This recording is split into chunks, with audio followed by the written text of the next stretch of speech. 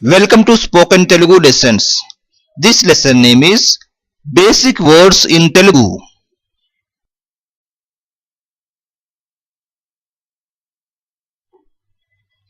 Afternoon means Madhyahnam. Madhyahnam. Daddy means Nana. Elder brother means Annaya. Elder sister means Akka. Evening means Sayantram. Good morning means Shubhodayam. Shubhodayam. Grandfather means Tataya.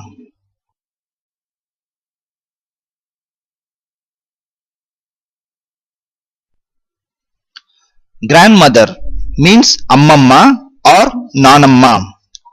Mother's mother is called Ammamma. Father's mother is called Nanamma. Hello means Namaste or Namaskaram. Home means Illu.